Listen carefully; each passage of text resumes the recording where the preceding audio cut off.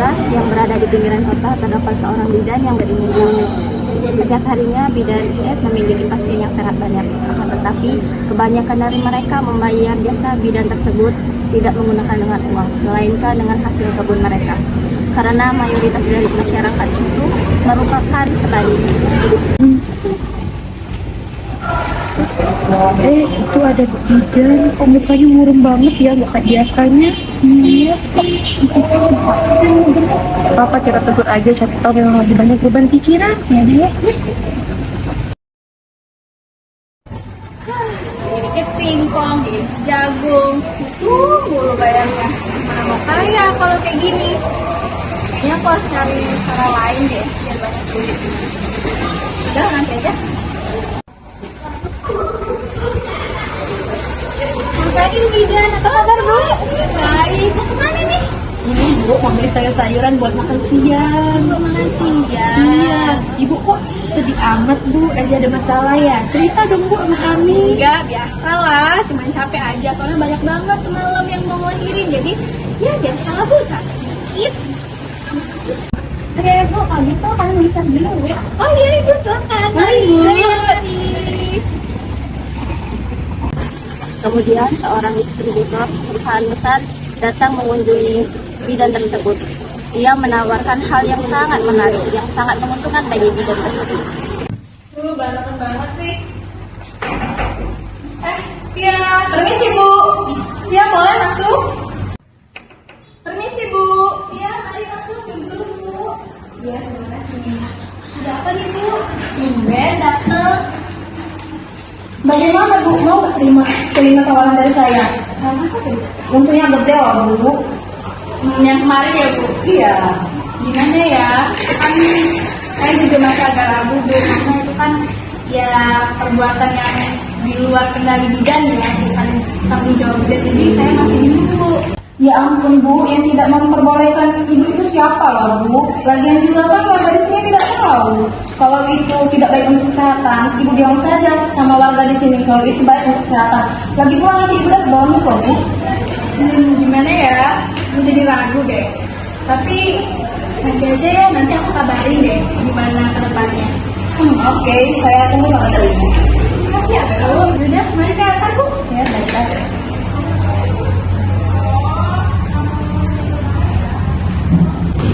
Sepanjang hari sang bidan pun galau memikirkan penawaran yang menarik tersebut. Hingga akhirnya ia memutuskan Apa aku ambil aja ya tawarannya? Telepon aja deh, kalau enggak kan sayang banget. Penambahan aku sehari-hari kan kurang. Yaudah deh.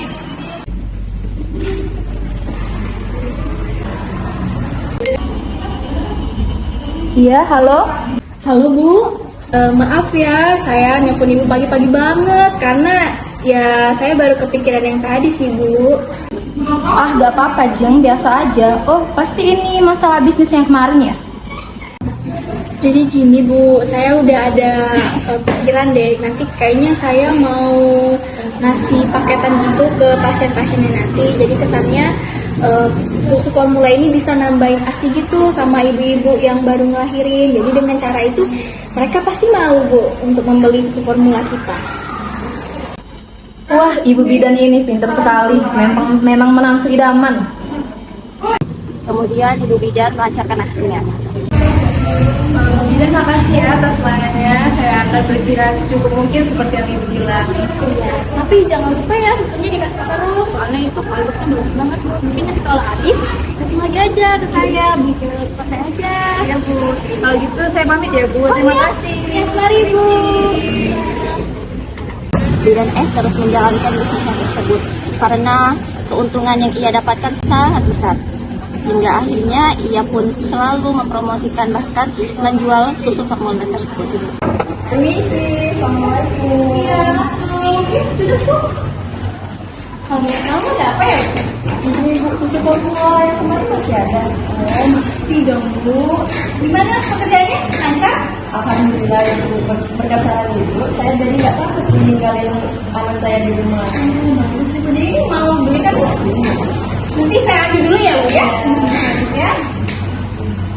Ini ya Bu ya, susunya satu kan Bu ya? Iya. Satu lagi ya.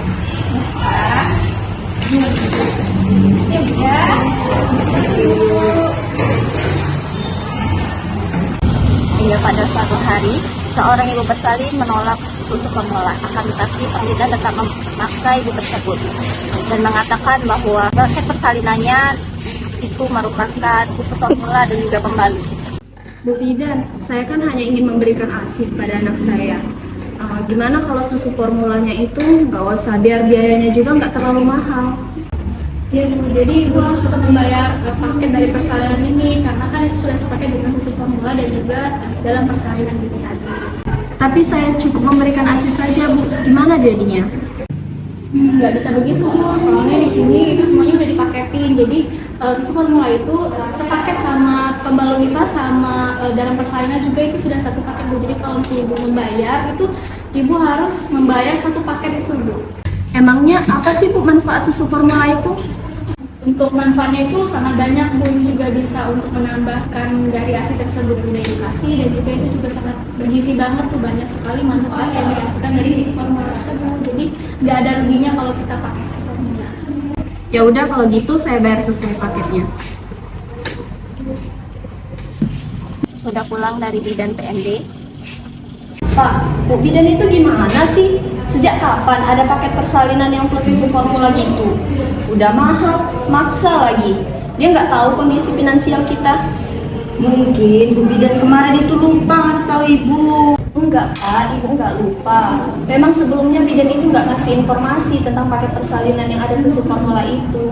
Kalau gitu, bidannya nggak menghargai Ibu dong sebagai pasien. Sang pasien pun menceritakan hal tersebut kepada keluarganya, dan keluarganya menceritakan hal tersebut kepada tetangga-tetangganya. Hingga akhirnya tersebarlah kabar kasus tersebut. Hingga akhirnya perilaku bidan S terungkap. Hal inilah yang membuat bidan S terjerat hukum, dan ia pun diaudit di BPM-nya sendiri.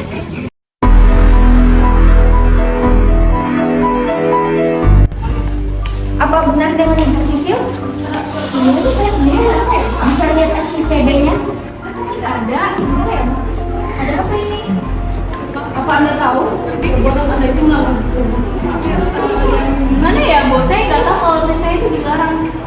Bu Bidan, jelas sekali dalam hal ini Anda sudah melanggar apa yang sudah tercantum dalam Peraturan Pemerintah Nomor 33 Tahun 2012 Bab 4 Pasal 17 Ayat 1 dan 2 yang berisi tentang bahwa setiap tenaga kesehatan itu dilarang memberikan, menerima, atau mempromosikan susu formula atau produk bayi lainnya yang dapat menghambat program pemberian ASI eksklusif. Saya nggak tahu sebelumnya kalau emang itu dilarang, jadi saya sebenarnya terpaksa ngelakuin itu karena ya saya tergiur aja sama penawaran yang dilakukan oleh distributornya. Hal itu Anda juga dapat dikatakan memasukkan dokumen asuhan. Apa bukti kuat para audit atas tuduhan ini?